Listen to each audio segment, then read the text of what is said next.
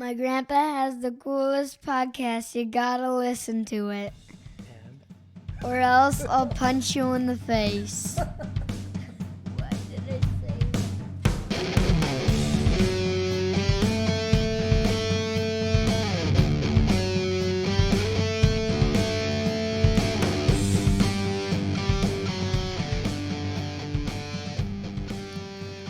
You know, if you're able to get inside my brain, and hear what my thoughts are, you would understand quickly that they fray in a bunch of different directions.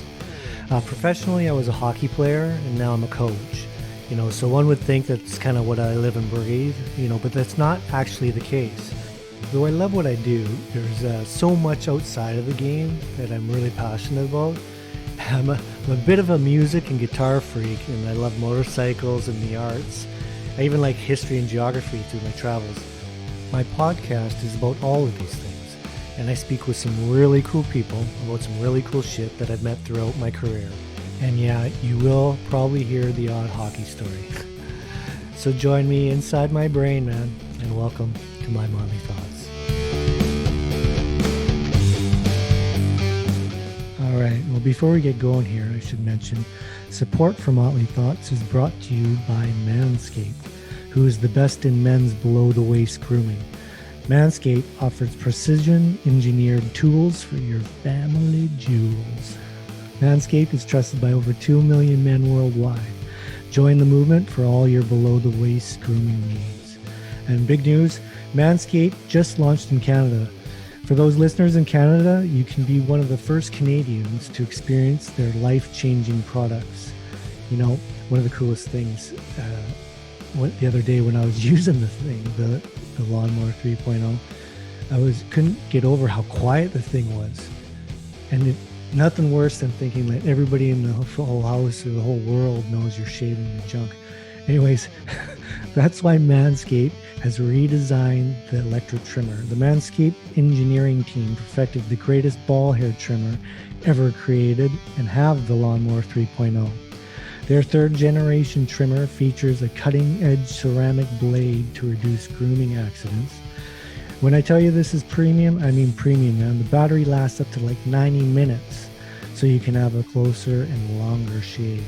The waterproof technology allows you to groom in the shower. One of the coolest features is the LED light, which illuminates grooming areas for closer and more precise trimming. They've also upgraded to a 7,000 RPM motor with quiet stroke technology. And let's not forget about the charging stand. Show your more off loud and proud, because this intelligently designed stand is a convenient charging dock powered by USB. If you're listening to me speak right now, I want you to experience firsthand for yourself and trim that junk of yours. Get 20% off and free shipping with the code DUSTY70 at manscaped.com. Your balls will thank you. All right, and back to our regular scheduled programming.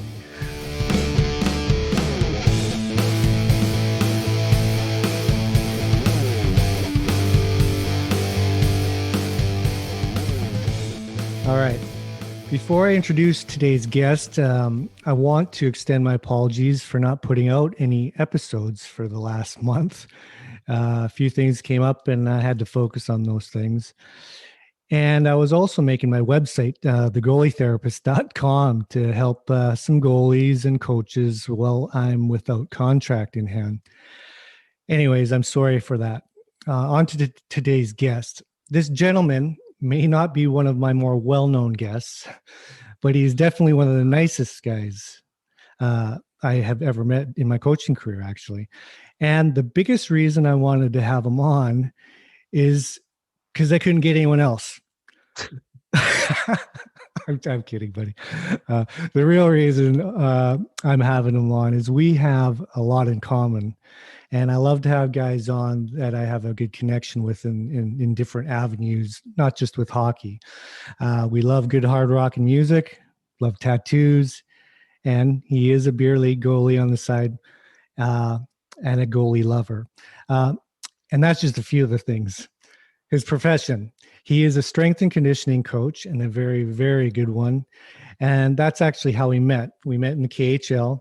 and we worked together over there. He sounds cool. He is cool. He's bald. He's British. Welcome to the show, Mr. Steve Nightingale.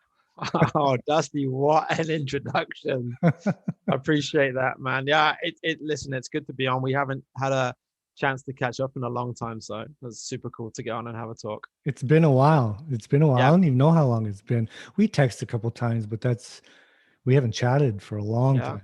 Yeah, probably at least 6 months, probably even longer than that. Yeah.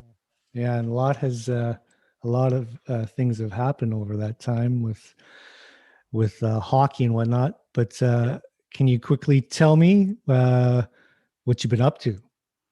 Yeah, so obviously we I can't even remember where we were, Novosibirsk or somewhere, me, you Yeah. and Fran, and we had some drinks and dinner, and then we flew off around the world, and I went back to China because I had my apartment there, so I was in China for another 3 months probably. Yeah. My visa expired, came home, was getting prepped for the second season with Red Star, and then obviously things didn't go to plan. So I was kind of in the UK looking around, wondering what I can do, and I spent a lot of time as a university lecturer. So I was fortunate; I landed a job teaching at university. So Oh, cool. yeah, so I'm teaching in a university now. I teach strength and conditioning, which is cool. I'm also just kind of always on the lookout for, the next contract to come up. You know how Right. it is in the industry, right? So Mm-hmm. so back living in the UK for the last 9-10 months or so. Where are you exactly? Not So that I would know, but yeah. for our listeners. Yeah. So I work in a city called Birmingham, which is it's the second biggest city after London. That's a really cool. I like it a lot, man. It's a really cool vibe to it.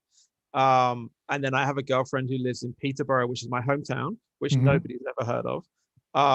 They're about 90 minutes apart. So yeah, so I kind of split my time and go back and forward between those. Have an apartment in Birmingham, and then she has a house here in Peterborough. So yeah, so I look like I'm in a prison right now, but I'm actually in the kitchen because she's doing some. It's just gone 9 o'clock in the evening here, and she's doing some late night work. So she's up in the office, and I drew the short straw in the kitchen. That's why. Well, before we started the recording, I noticed you had some brew going. I was like, "What the hell?" Oh yeah. So your evening. Yeah, it's 9:15 p.m. for us. So Cool. So well, that's cool, man. That you're teaching. Do you like it? I love it, man. Like, I mean, listen, don't get me wrong. I would jump at another pro contract. Like, I was just talking to a friend of mine the other day, and I said, working in pro sports is like taking a very addictive drug. And once you've been there, like you want to do anything to get back, right? It's just the coolest environment. Every day is a super cool day. Mm-hmm. But outside of that, I've taught on and off for a long time now. I think this will be my 8th year teaching. Oh, I didn't know. Yeah. So I had probably 7 years of it before I came over to China. So had a pretty decent career in teaching. So yeah, I enjoy it for sure. I think I'm a little less tolerant these days than when I was a little bit younger. I give the students a fair bit of shit, to be fair. So it's what it is. Well, that's cool, man. I'm happy you found something. Nothing sucks more than when people move on from their teams or whatever and then don't find work right away, i.e., me. Yeah, it's not an easy thing, and that's good that you had something else. So yeah, no. I felt very fortunate just because, our industry, like firstly hockey, and I know we're going to talk about hockey in the UK later on, but like you can't get a job in hockey in the UK, not if you want to earn a living, right? Right. So yeah, you told me that before. Yeah, I was just lucky that I had that background in education, and the job came up at the right time, and I was able to jump at it. So yeah, fortunate to land something. That's good. That's good. Yeah. And so for the people, that are listening and don't know, we met when we were working together in the KHL with one of the KHL teams, which I'm not supposed to talk about, but you're allowed to talk about. Anything you would like to say about that team, you're more than welcome to. I will keep my lips sealed. But aside from that, I had a great time. I met some great people, and you were one of them. Fran was another. Fran was a part of the medical side of things, and in the whole conditioning, and you two are kind of like yin and yang. You mean he's ugly and I'm good looking, right? That's obviously the. And you guys are awesome. It was so much. I used to love to just go into the room just to shoot the shit and chat and stuff, because you guys were really genuinely nice people to talk to. I had a great time working with you guys. I appreciate that, man. Yeah, I remember being in Shogun, and in period breaks, like you'd come down into the medical room and we would sit and have a little chat about, whatever was going on, the goals or how the game's going or whatever. A lot of fun. Well, people that don't know, the dynamic for me was hilarious because I'm in China, in the Russian league, talking with a British trainer and a Spanish therapist. And the Russian doctor's in the corner. And the Russian doctor in the corner. Like the whole dynamic to me was hilarious. Sometimes I would sit back and go, I can't believe I'm actually here. But having said that, I always felt I loved going in. And you had you played hockey, you were a goalie, so you had an extensive knowledge of hockey and the background and the love for it. But I always felt it fascinating and fun to listen to Fran. Oh yeah, because the guy he'd never stepped foot in an ice rink before day one of training camp. That was the first time he ever stepped foot in a rink.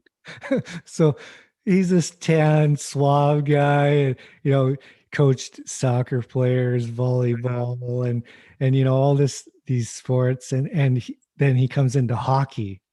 Yeah. But what was so cool is he was fascinated with all aspects. Yeah. And he asked so many questions, which I thought was super cool. Yeah. He fell in love with the game straight away. You were sitting up, in the gods somewhere during the games, and Fran and myself were on the bench, and he's more entertaining to watch than anyone. But it used to be that we stood next to each other on the bench, and I had to move down a couple spots because he would go crazy. If we scored a goal, he'd be grabbing me and punching me in the arm. And I'm like, dude, you have to chill.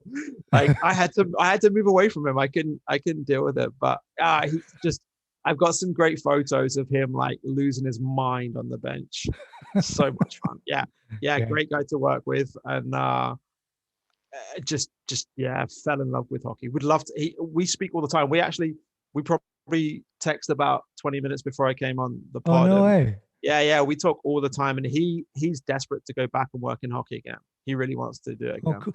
But he landed another job too. Is it soccer or volleyball? He's in soccer. In soccer. So he's now in Madrid in Spain, and he's working with the soccer team there in the second division. So really that's good. Cool. Yeah, really good level there. Second division of Spain, but that's still probably the fifth or sixth best division in the world, right? So oh really? Yeah, it's really high level that he's at. So yeah, he's loving life, and Spain seemingly now at least has the coronavirus restrictions aren't too bad there. So he's loving life, and him and Lauren are off having dinner every night, and it's great for them. So yeah. Did they get married yet? No, I don't think so. Not that I haven't heard anything, and I would have assumed if there was anything planned, they probably would have put it off until after this, right? Because I think her parents are still in Cuba, maybe. Oh, okay. Maybe they're not. Maybe they're in Spain. I don't know. But yeah, as far as I'm aware, nothing's gone on there. They were a nice couple. Yeah, Yeah, great couple. Yeah, had a lot of fun in China with them. I'm really happy that you guys have both landed on your feet, and because it was a bit of a gong show, the exit for Yeah, all of you us. can say that. Um, I know you can't talk about it. I'm not going to ask you to talk about it, but certainly for me, I woke up to a text message one day that just said, "Sorry, you're not coming back." So that was pretty tough to take on the chin. yeah, yeah. Yeah.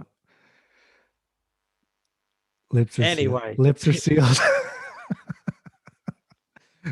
but yeah. on a positive note, from all of that, Mr. Simone Hrubeck, Oh, eh? did you catch any of the game yesterday? So I didn't have a feed for the game, but I had like the KHL website on my phone that I'm just refreshing, and it's all in Yeah, Russian, right? yeah, So I'm like, I have no idea what's going on. I could just see the score, yeah, but I like couldn't happen to a nicer guy. yeah, yeah. No, it was for people that are listening that don't know. Simone Hrubeck was with us in the KHL and the team that I was with, and then was traded this year to Avangard, and he just won a champion the Gagarin Cup, is it called? Yeah, The KHL championship. He won it yesterday, and he had 5 shutouts, had a 95 save percentage, it's and like a unreal. 1.45, like some insane numbers. And yeah, no, he was a special guy. We became really good friends, and I've worked with a lot of guys, and he is as hard a worker as I've ever person I've ever coached, and I've coached a lot of hard heart like workers like Jack Campbell, Cal Peterson, Peter Budai, Hellebuck, all these guys. Like I can there's the whole list of guys. They were all really really hard workers, like to the point where people would make comments about it. And he is as hard a worker as all of them, Oh yeah, and always wanting to get better, and very open. You know, he's opinionated, and he's strong minded, but always willing to listen and learn. And it was so nice for him to achieve this, and only in his second year, which yeah, is sick. yeah, And you know, it was his dream to play in the KHL, and you know, I think he has a dream. You know, the dream obviously to play in the NHL, but he's a bit of a late find, and he in his career now with a wife and a child to come over to the States or North America and play in the NHL. It's a tough one because he'll be 30 this year. I think And so. Yeah, yeah, and you know, he would never leave there the cave for a two-way contract, right? no. Uh, And I mean, I don't want to pry too much, but I imagine he has a pretty nice contract at Avangard as well. That's a club with some money behind it. well, probably this season it wasn't because he just traded, If he, right? So yeah, he yeah, just extended that contract, which I bet they're like just laughing, like oh super yeah, happy. What they basically got him for a bag of pucks, right? yeah, pretty much. Well, for money, Yeah, they sold him basically, mm, and he wins the championship next year.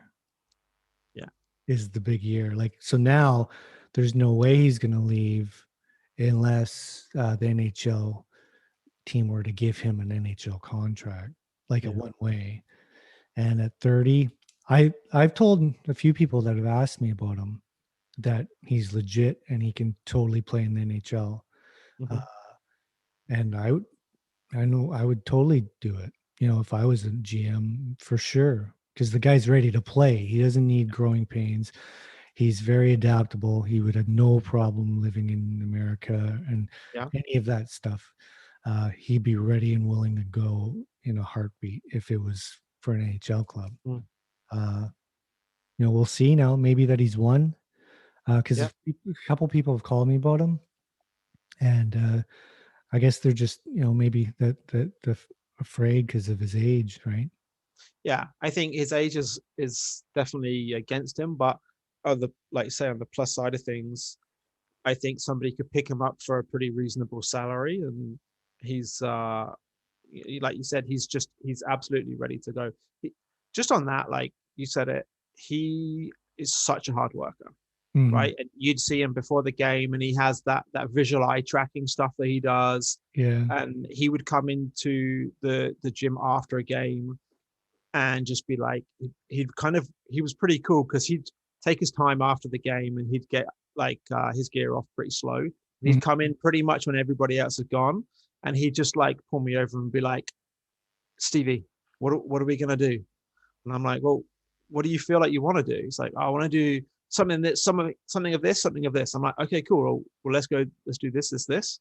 Mhm. And he was just like, yeah, okay, great, let's go. So, yeah, I can imagine he had a pretty fun night last night. Well, I was looking at his Insta. Did you see he The had crowd? oh my goodness, Did you see that? unbelievable. Yeah, it was That unreal. even that shocked me, man. I couldn't Yeah, believe it. there were thousands and thousands of people there. It was insane. Yeah, like it was like, a mini NHL set up. It wasn't hundreds of thousands, but it was Yeah, 15,000 people, easy. Yeah, yeah, 10,000 people for sure. It was huge. It was, yeah. I was blown away. And it's just it's so funny because this whole, and I don't want to get political because everybody's different and everyone's got their own views, but I will say this. I'm s- I'm sitting here looking at Canada and especially out east in Ontario, but it's leaking over here now. Mhm. Shit's gone fucking crazy. Like it's almost like a bad movie. Like Yeah, walking around and got guys wearing those big long face shields yeah, outside.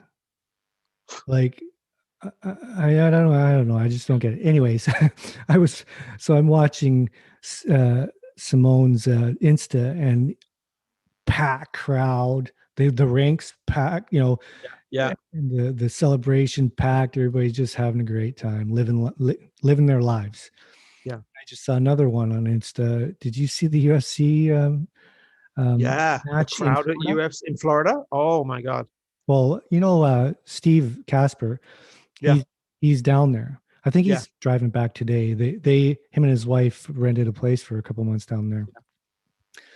So he leaves Boston, which is blue state, and goes down to Florida. And it's almost like it's another world. It's like, how can it be so like they're just living their lives? Everything's like nothing ever happened. yeah. And the USC was full force, and then I walk out my door and see that. It's just amazing. Did you see that UFC Yeah, footage? yeah. I saw the crowd, and what's quite strange is the effect that things have on you, right? So in the UK, have we've we're just coming out of our third national lockdown, and this one's been 4 months. So we locked down at the start of December, Wow. and it was the only thing you could do was go to like a grocery store or a hardware store. That was it. Everything was closed for 4 months. Wow. Everyone had it was the law that you had to work from your home. You couldn't go out. You could go for a walk by yourself. Even if I wanted to go and do the grocery shopping, like my girlfriend couldn't come with me. It was one person from a family have to go. It was really, really strict here. And we're just slowly starting to come out of that. So what they call the non-essential retail, like so just normal stores, they opened 2 weeks ago. The ones that are left. Yeah, and yeah, Fuck. half of them are closed down. But then I'm now so used to distance and masks and everything there that I see that crowd in Florida and I'm like, I kind of feel uncomfortable watching that. And that's the effect that it has on you, right? Like, Oh, big time. That's how yeah, they. Well, I don't want to get into it, but that's how they. That's how it works, right? They get you thinking that way. But anyways, it's kind of funny too when people in these other places, mhm, and I've friends and family down there, and in Texas as well, yeah, and same kind of thing. Same kind of thing. It's funny because one of my son and his girlfriend, they're looking into Florida because my son has American citizenship. So Okay. And his girlfriend, she's a dental assistant, and Mhm. her certificate, her whatever degree allows her in certain states it accepts it. Her whatever you call it, and Texas it's not one of them, but Florida is. Okay. So they're like things are. It's so weird too because when you walk around and you're in the gym here or whatever, it seems like other than the mask shit you're supposed to do, like people are as busy as the roads are busy, and now they've said only essential travel, but they're not Okay. enforcing it. Yeah. I don't. So there's signs up saying this, but people, But it's like, unless you're going to have police stopping people, there's no way to enforce it, right? yeah. So, anyways, but people are worried that it's going to get worse. So, like, people are starting to look at options. So, I don't know. We'll see. We'll see what happens. I don't Yeah. know. So, you guys, you said you're slowly coming out of it, then. So that's Yeah. Yeah. So they opened retail 2 weeks ago, and that meant that bars and restaurants opened, but only for outdoor dining. And like our weather here is worse than the weather in Vancouver, so it's not so much fun having outdoor dining right now. But I think it's another 3 weeks, and then like we can have indoor dining and stuff like that. But so like pool hockey has been off. Like I managed to, so when I came to Birmingham for the university job, like university hockey is quite big here, right? It's not big in the way it's big in the States, where like it's very competitive in the States, right? University players go on and get drafted. It's the opposite here. Like you see, you go to university as an 18-year-old or 19-year-old, and it's day one, and there's all these like activity stalls around, and one of them's come to learn to play ice hockey. They're the kids who play university hockey. Like it's an absolute gong show. But because I'm a lecturer, I can play on that team, right? And they have like a half a dozen kids who are pretty good. Like they can get around the ice and stuff, right? Mm-hmm. So I went out and I got maybe 3 sessions before we went down into another lockdown. And all my gear is still in China. Okay, What? that Vaughan stuff I had.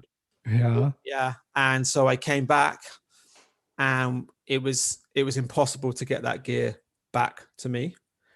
So I went out, and I obviously know a lot of UK goalies, so I reached out to some friends, and one of my friends he just signed for a club in Austria. Yeah. So of course he got new gear, and he said, "Listen, my entire setup is at the rink. If you want it, this is how much." I think we're about the same size, so I said, "Yeah, fire it over." But it's Bauer, and I am not used to Bauer stuff.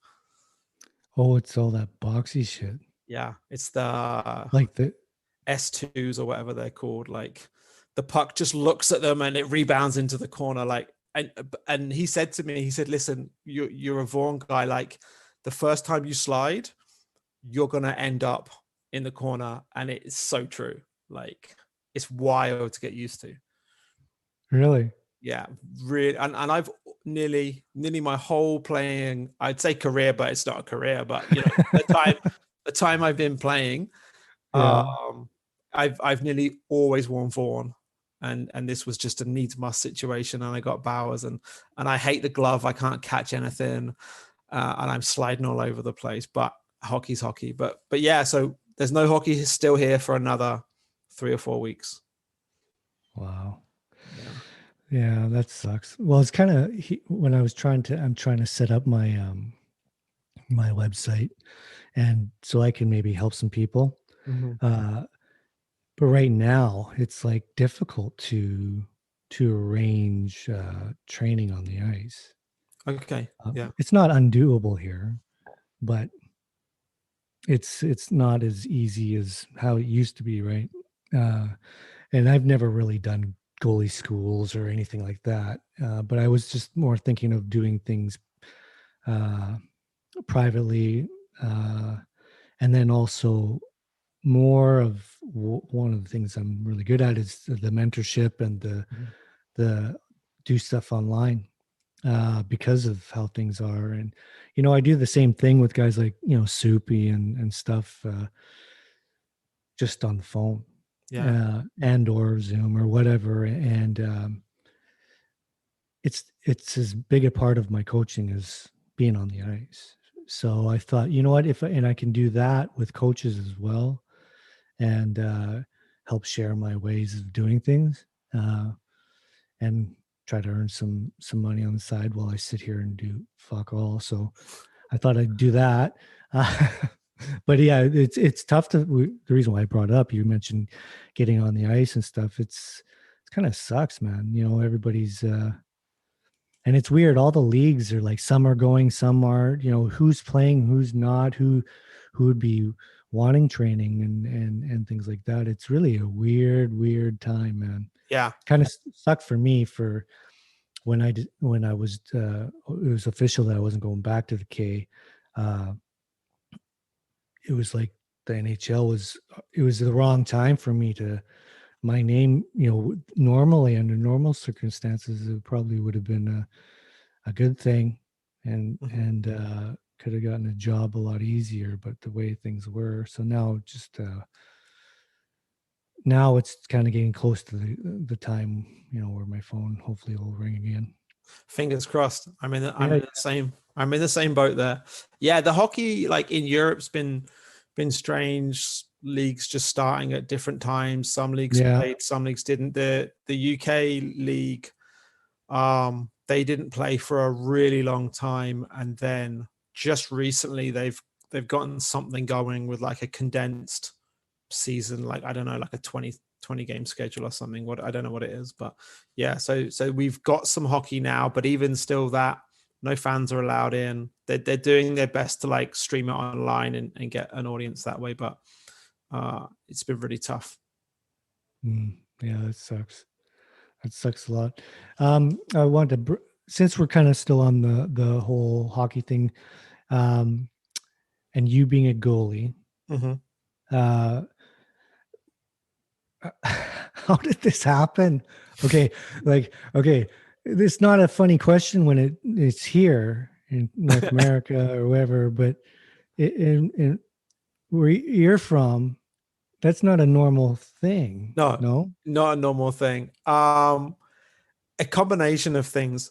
When I was growing up, my parents were very tolerant and just let us try anything that we wanted to try.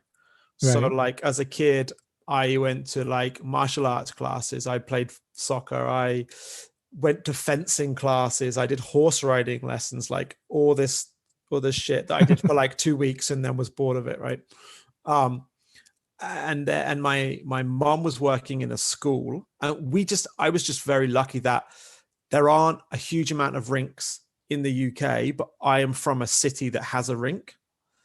And so there was a pro team that played in the city, and I was about 11, maybe. My mom was working in a school. One of the other teachers was dating a player who played on the team. And she said to my mom, like, oh, you should bring your boys, like me and my little brother, you should bring your boys to a game. And I turned up, like, we didn't know anything about hockey, right? Never seen it before, didn't know anything. And it was like a local rivalry game as well. And it was, I mean, we're going back to 94. There were riots. There was gear everywhere. There were like, just like line brawls, and I'm just watching like, this is the sport, this is the one. So that was it. Then I started having skating lessons, started playing. Did you play goal right away? No, so I wanted to straight away. Like I was sold like the gear, the lids, like everything. It was so cool. But again, my parents were like, it's super expensive. And if you think it's expensive in North America, you should see the price of stuff here. It's really, really expensive, right? So I had 2 years as a forward. Yeah. But the whole time I was like, I want to play goalie. I want to play goalie. And they said, listen, if you want to play goalie, then you have to spend your own money. And I inherited some money. My grandfather passed away, and I inherited some money. And I was like, right, I'm going to buy some gear. So it's funny, actually, I was going to ask you about the sickest setup you had, because you remember when Potvin was at the Leafs and he had that blue and black, like coho gear. Yeah. So I had that set up, but it was red and black. And that was the first stuff I bought for myself. And I'm like, this is seriously, really? it was so sick. So started to play in goal when I was about 14, I guess, and never looked back. And I've gone up and down from playing recreationally, playing in pro leagues, not playing at all, like having a couple of years out, up until the point where, even in Beijing, I was playing in the beer league in Beijing, which was just such a time, man. They took the words beer league and they just heard the beer bit of it. They didn't hear the league bit of it. That was a real drinking league. Was it all foreigners? No, actually, it was probably 50-50. So obviously, like, for people who don't know, Beijing is a huge city, right? 25 million people or whatever it is. So there's no shortage of people there. So just in the Beijing the beer league, there were 8 teams. And they were a mixture, probably 50-50, of Chinese guys and expat guys, and a mixture of, so like a lot of the guys would be coaching over there, right? So now this is awful, I forget the guy's name. Timmy, it will come to me. Anyway, he knew Casper, so he played for the Leafs back in the day, so he knew Casper. Oh, really? Yeah, so he or maybe he played, actually no, it would make more sense if he played for the Kings. I can't remember. Anyway, so he was playing in the league, right? Guys played in the NHL. I know. I saw him at ORG or whatever. Yeah. Yeah, he reached out to me. He was with the Kings. Okay, yeah. So he's playing in the league, right? Okay. Played in the NHL. And then you have guys who played, like, we had a guy, a Finnish guy, who was drafted by Chicago. He never actually played in the show, but was drafted by Chicago. Comes over, he's a coach, so he's playing. So you got that level, all the way down to like a 50-year-old Chinese guy who's been skating for 6 months.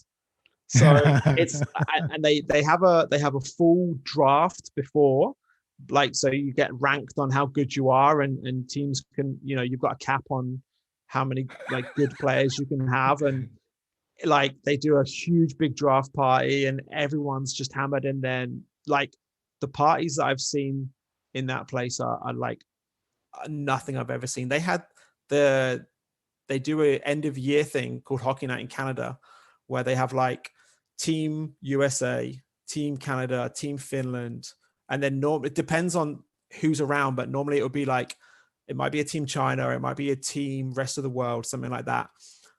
And they have like 30-foot banners. You went to ORG rink, right? They have like 30-foot banners of photo shoots of the players, like hanging down from the rafters of the rink. It's like lights out, smoke machines when guys are coming onto the ice. And there's about 6 fans, of course. But they had the Canadian governor come and do like a pre-game speech in their locker room. Like, it's wild. It's so much fun. You know what's so weird? I can talk about some things. What I forgot about the beginning. Best to forget about that. Like, what a shit show. Like five rinks in 5 weeks. I mean, that's perfect pre-season prep, isn't it? What a shit show. Oh my god. Anyways, that's kind of crazy when you think about when China and hockey and the gap, the knowledge and the experience or whatever, lack thereof, and condensing it all with all those different types of people. That's pretty funny. I hate, jokes aside though, that type of hockey as a goalie is the worst. Yeah. Like playing with guys that you have someone that can actually shoot and then the person next to them can't even skate. Yeah. Not fun. It's really, yeah, it was hard. Like it was fun for me because I was just drunk most of the time. But it became, so the goalies never got drafted to a team, Right. because you know how Beijing is, like people would fly in and fly out all the time, right? You can never really know if you were in town or not. So what they did with the goalies, we had like a group of like 10 goalies, and they would basically like pair match us on ability. Because again, like we had some pretty like new goalies who, you know a goalie when he's got his pads on the wrong legs, or like he's holding his stick. Yeah. He's not holding a stick, but it's like halfway up the shaft, right? Like he thinks that's where you hold a stick. So we had a couple of guys maybe like that, up to like some pretty good guys. We had a Russian kid who played in the VHL. We had a Canadian guy who played Junior B, I think. So we had like, if you ended up with like a complete beginner goalie against a guy who's played 20 years, like the game is just ridiculous, right? So yeah, so they would pair match the goalies up, sometimes it would just become like the best player on that team goes down on a breakaway on this goalie, then the best player on that team gets the puck, goes down on a breakaway on that goalie, and it's just back and forward. And like those games kind of suck, but mostly it was just fun. Like the everyone there was super welcoming, like welcomed me with open arms. We had like just made lifelong friends. I would love to go back and play in that league again. If I was a millionaire, that's what I'd do. I'd just go and live in China and play in that league every day. Well, hey, that's the one thing that's great about the sport. You know, it develops friendships and is a great camaraderie type of a sport, especially in that scenario. Yeah, I don't know.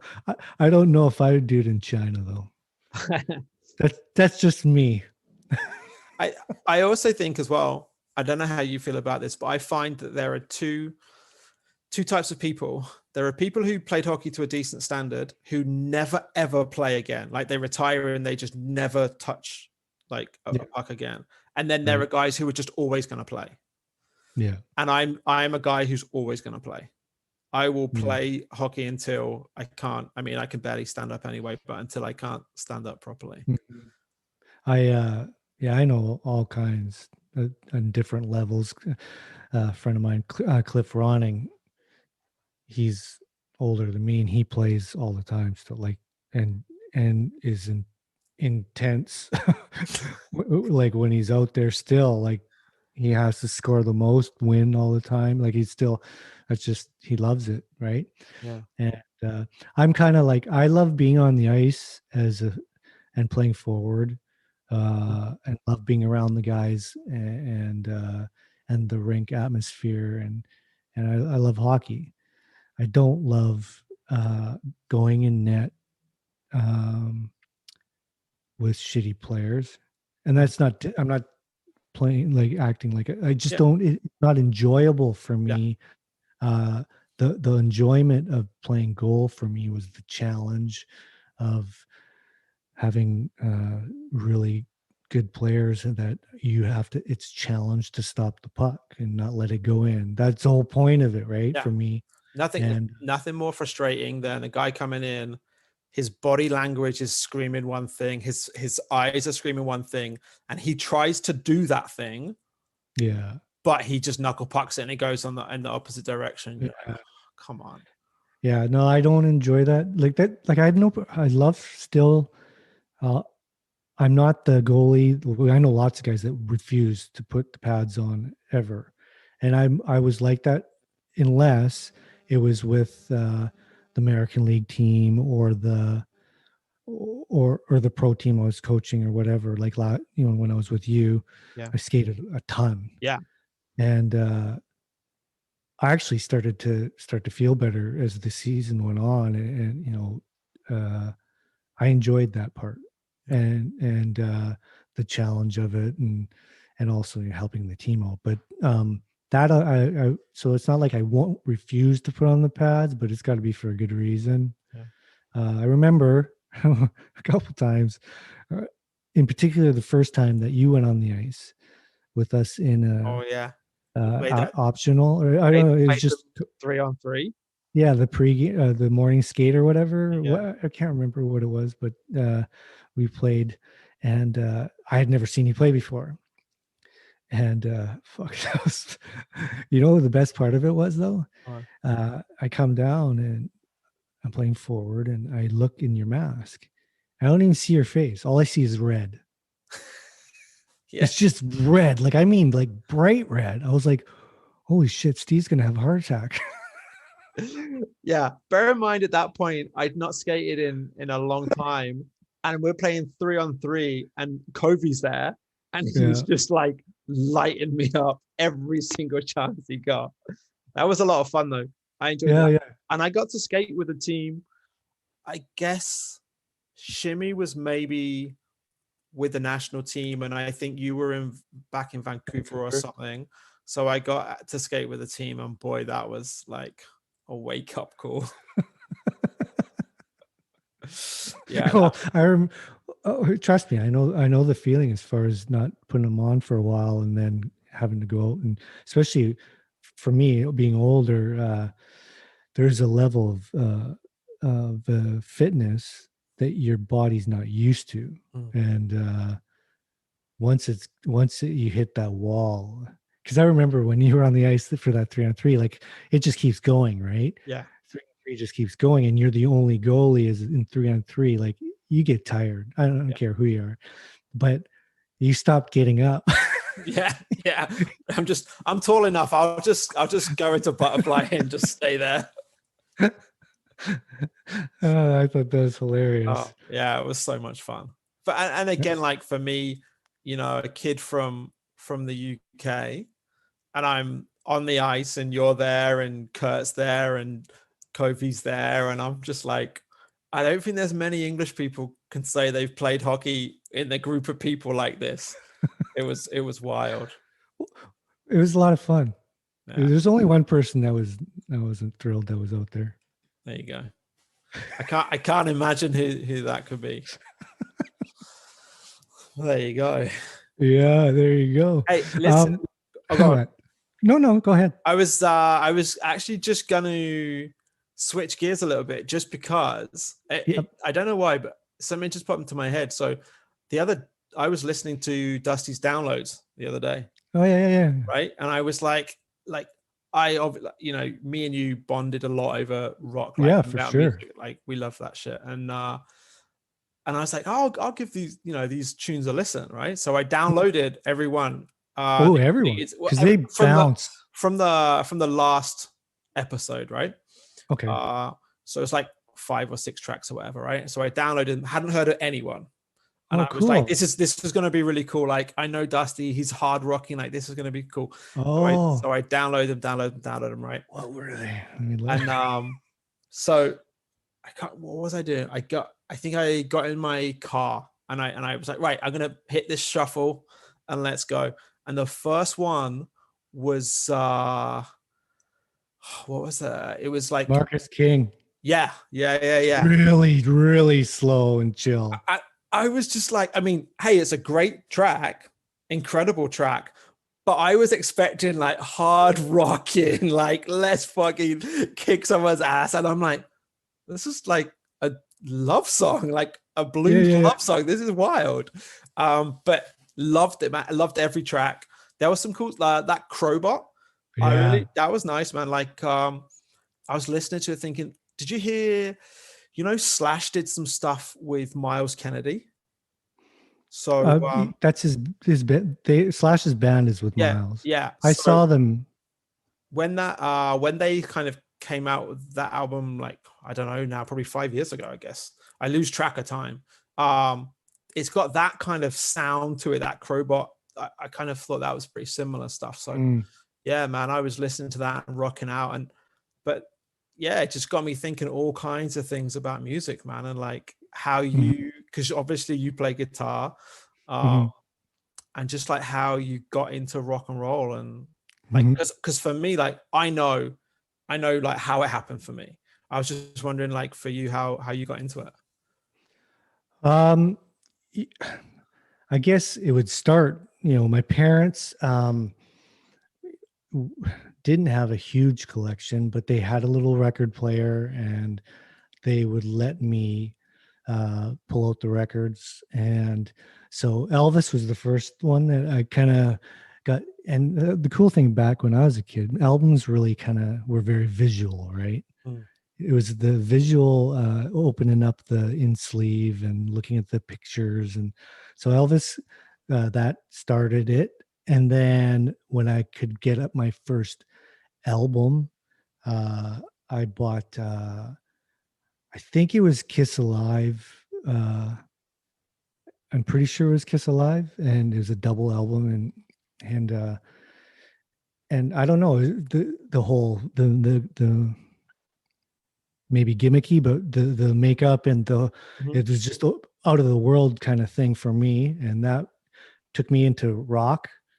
And then, excuse me, from there I hit the 80s, early 80s. So right by the time I was like 12, I'd been taken to, I went to Scorpions and Iron Maiden, and from there it went kind of insane, because my whole area where I lived and stuff was kind of headbangers and pot smokers, and that was the thing. Just heavy metal was it. Yeah. So Priest and all those bands, and then it just kind of went from there. And then it wasn't until I started to open up to like Bob Seger, and then it kind of started spreading, you know what I mean, and getting into not just rock, and appreciating more like The Cure and things like that. And then it just kind of expanded. Like obviously when I started playing guitar, like soon thereafter with the Kiss thing, started learning how to play guitar and stuff. And then that just kind of opens everything up, right? Yeah. If you appreciate guitarists and shit. So if you ever, when you listen to, I think that's a really cool way to listen to, or to do the Dusty's downloads thing. Yeah. Have an open mind and just download them. Yeah. You know what I mean? And then give them a listen, because if you look back at them, they're all, I try to not to just make sure it's all rock or not rock, or it's just songs that kind of grab my attention, and I think are real quality songs that not everybody might know. There was one I was talking with, if you listen to the episode with Brule. Yeah. Did you I mentioned Chevelle to him? Yeah. I downloaded one of those. I think you mentioned one track, I can't remember. Self-Destructor. Yeah. So I was funny because I was walking. I just walked up to a grocery store, and I was walking back, and I was listening to the episode, and you start to talk about it, and I hit pause on the episode, straight into the track. And I'm like, listen, if Brew likes this, and Dusty likes this, I'm gonna like this for sure. So yeah, straight away had a listen, and then jumped back into the episode. It was sick. Yeah, well, I love it too when I talk about going down rabbit holes. Like, give the band a listen, and then do your own research. Like, download some of their other shit, and once you get going, well, Chevelle's one of them. I told Brew, I said, give them a real good listen, because they're a band that you like, not just the song. And he loves them now. Yeah, and he awesome. Just casually knew about one song, an older song of theirs, but never really paid much attention. And they're way better than, they're kind of like a hidden treasure to me. I think they're really cool. I think awesome, they're man. really cool. Yeah, it's funny, but like I feel like my music, I stopped listening to anything new from about the mid 2000 point, there hasn't been much that's grabbed my attention. There's been a couple of bands, but there hasn't been much that's grabbed my attention since that. I've probably gone the other way and started to appreciate more older music. Than but yeah, like so that sort of stuff, people, you know, that I know, like we have a similar taste in music anyway. So if you're like, oh, listen to this, like it was cool. So yeah, I had those tracks on in the car, and just loving it, just rocking out in the car. Cool. Do you like more bluesy, like Texas rock kind of more? Because I'm a huge Chris Stapleton fan, and his voice, his guitar playing, and just everything about him, I think is just so cool. And I'm not a country guy, but he's got like a Texas twang, rock twang to him, his style. Well, that Marcus King, that is a really, really, really chill song. I just really like it. But that's a rabbit hole I went down because my son introduced me to him.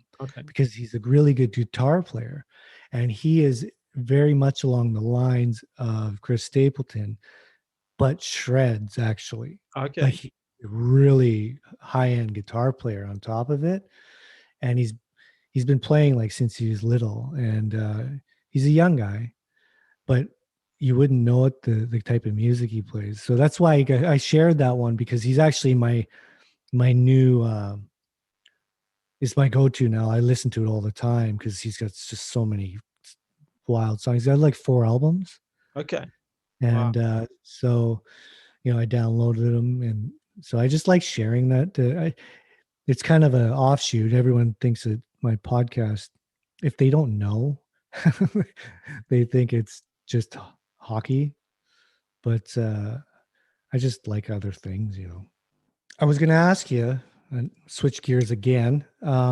Before we finish off here, I wanted to ask you about your podcast. Give you a little podcast to shout out. Nice. Yeah. A little bit of love for that. So I co-host a podcast. It's called Performance Talks. We're on Instagram, like a drinking podcast, or what? I wish it was. That's what you're expert at. So yeah, for sure. That's definitely it.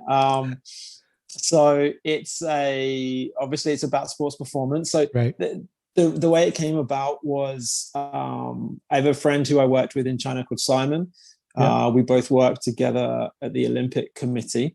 Yeah. And we would basically, funny you mentioned beers, we would be like sitting at the pub or sitting in a coffee shop, and we're kind of just shooting the shit and talking about stuff. And we're like, we should record this shit. Like, actually, in all of the nonsense, there's a couple of little good bits here. So we should probably record this one day.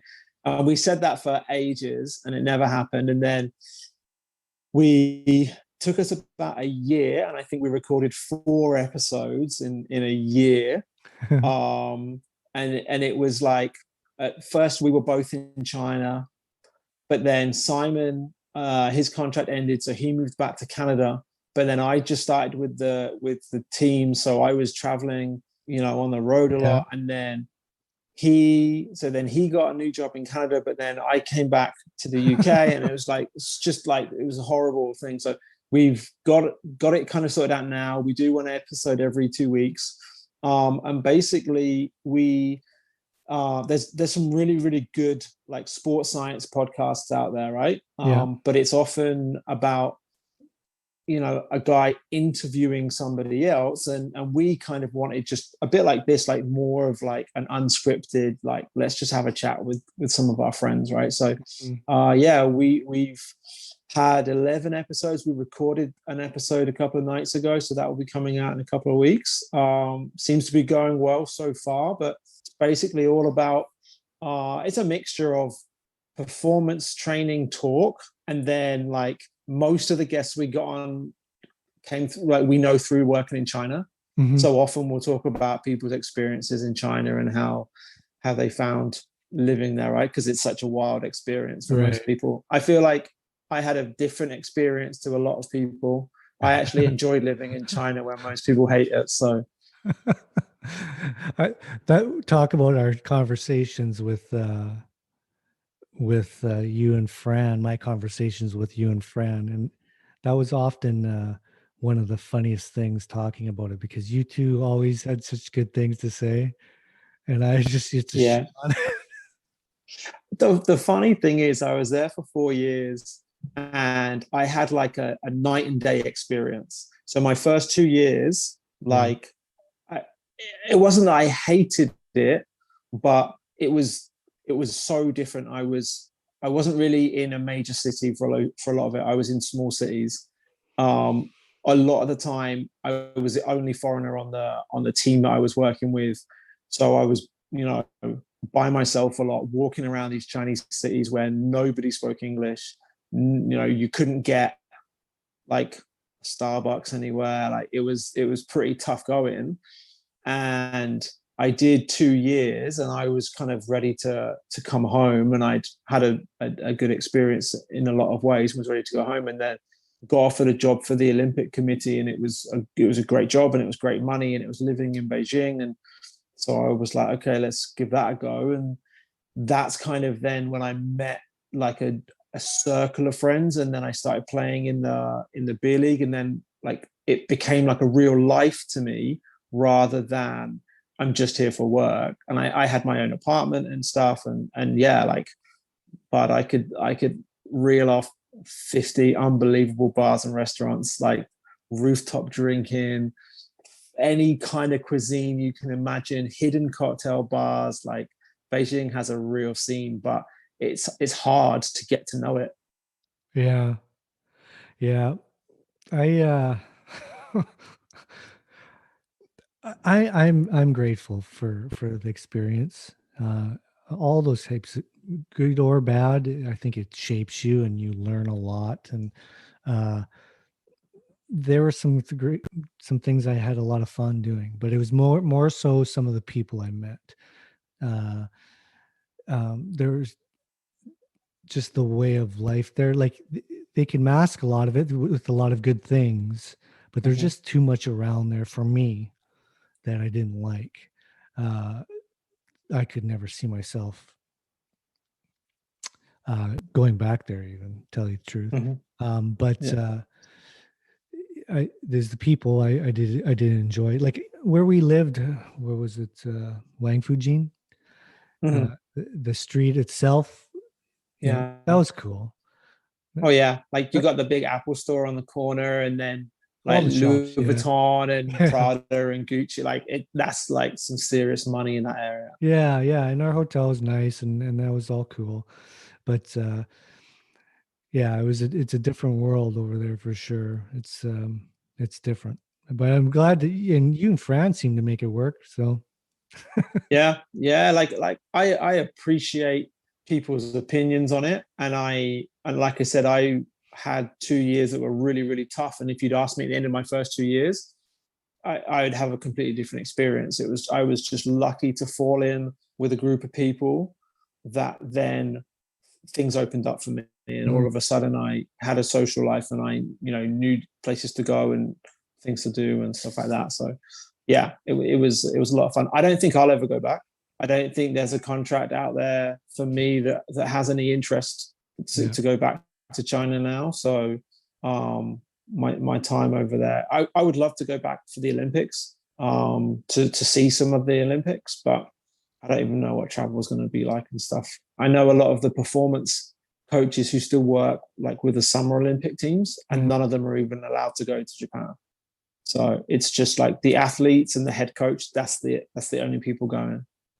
Yeah. So yeah, tough break for some of those who've worked for 3 or 4 years with that Olympics being the ultimate goal, and then they get told actually you can't go. So Yeah. it's tough for them. That suck. That Yeah, legit suck. really really hard.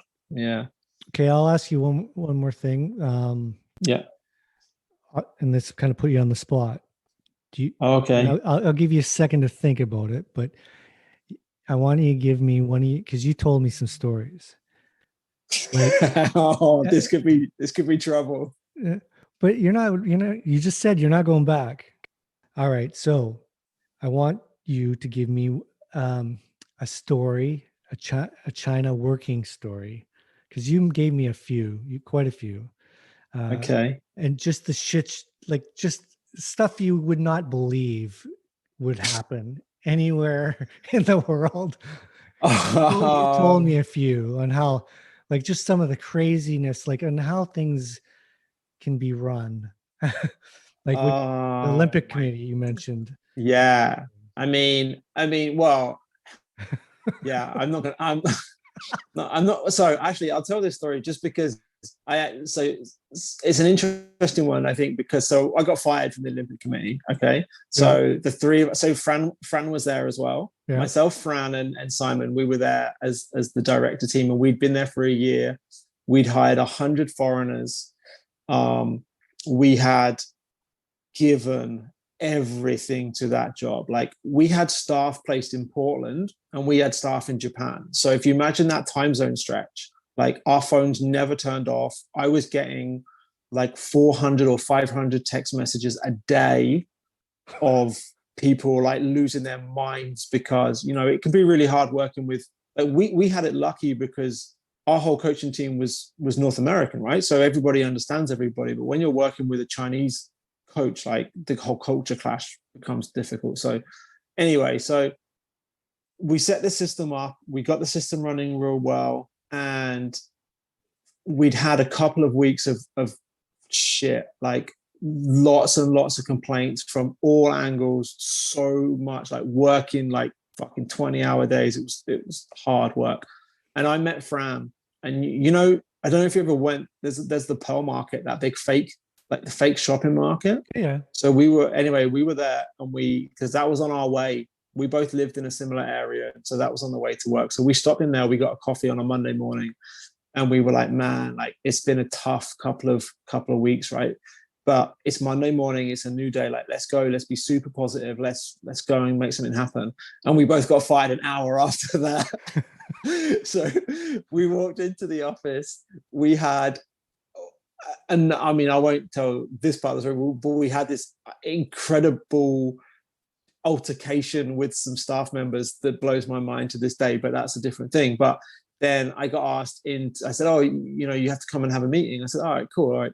So I go into this meeting, and our like translator guy was there, and he was a lovely guy, like really nice kid. But there were a couple of Chinese girls, and he was like, oh, these are like a lawyer and a human resources person. I was like, okay, cool. And they basically went, this translator said, listen, I have to read out this statement to you. And it basically said, listen, thank you very much for everything that you've done, but we're canceling your contract. And they started to list off all these things that I'd done as to reasons why they'd fired me. Right. But it was funny because this translator was a guy, his name was Teddy, and he was our assistant, right? So he's English, he was Chinese, but he spoke English. So he said, number one, you didn't go to the training rowing base in Beijing when you were asked to report there. I said, Teddy, you drove me to that training base. And he's like looking at me, he's like, I just have to read this statement. And then he's like, number two, you did not report to the training camp in this city. I'm like, Teddy, you booked my flights and you drove me to the airport. You know I went there. You came to visit me at the training center. And he's like, I just have to read the statement. And it just went like list after list of the most ridiculous reasons ever. So I was pissed, obviously. I walked out and was like, wow, like, I don't know what I'm going to do. And then they called Fran in and they gave Fran the whole same story. And then Simon was actually in Vancouver. So Simon's English, but he lives in Van. So they FaceTimed Simon and they fired him over FaceTime. And I was just like, whoa, this is crazy. I went out and I sat in a coffee shop, and I had to send a message out. We had a group chat of all of the staff, and I sent a message out and said, listen, this is what's happened. And I must have had 50 people come by and just be like, oh my God, that's fucking bullshit. Like saying all this nice stuff, which was great to hear. I then went and had lunch with my friend.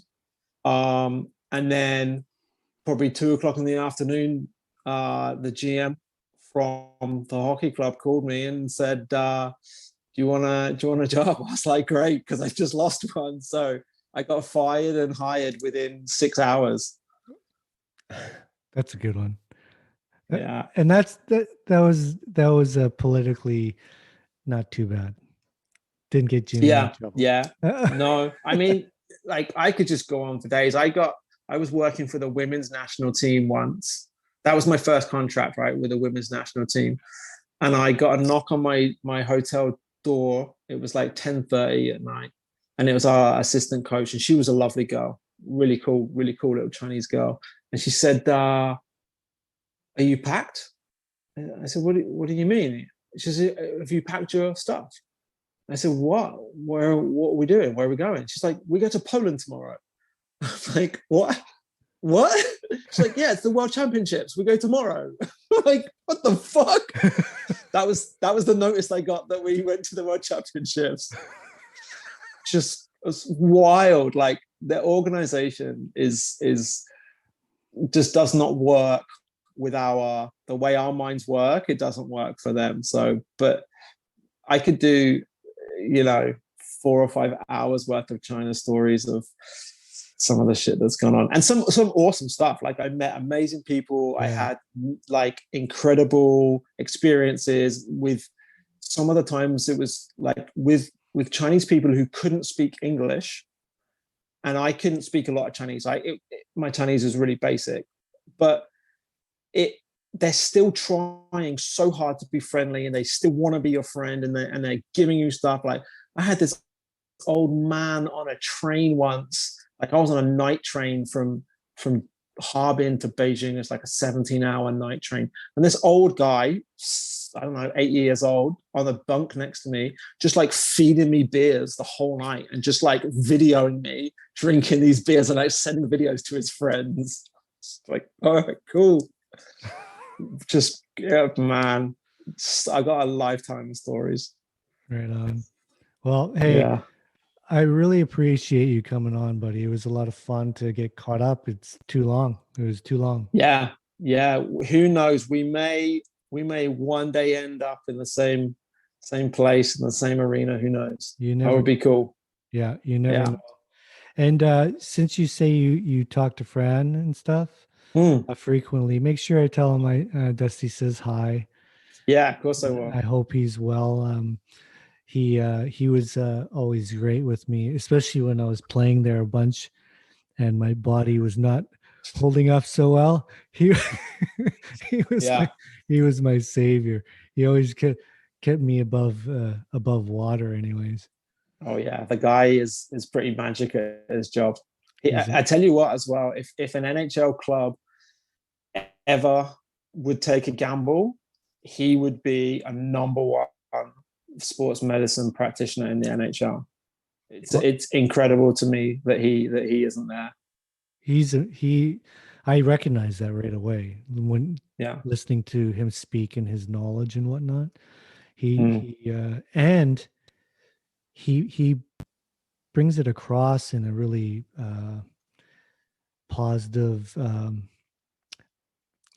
unabrasive way. Yeah. Sometimes trainers and shit can get a little bit, especially in the medical room and stuff, can be a little bit annoying.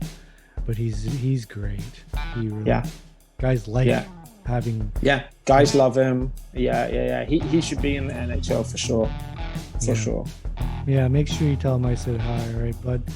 And will do. Let's stay in touch. I want to hear what's going on with you, and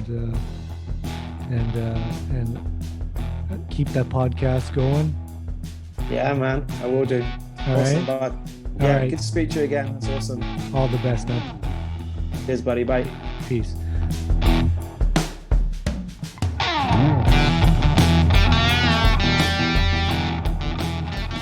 I want to thank Steve for coming on the podcast.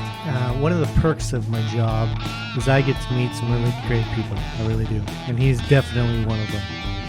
If you're interested in high performance training and all that good stuff, make sure you go check out his podcast. I think it's called Performance Talks with Simon Taylor and Steve Nightingale. Lastly, I'll mention my website, thegoalietherapist.com. Go check it out if you're a goalie or a coach and would like to work with me. You can contact me through the site. Well, that's it, man. I hope you all have an awesome day. Remember what I always say. Stay safe, stay connected, and God bless. Peace out!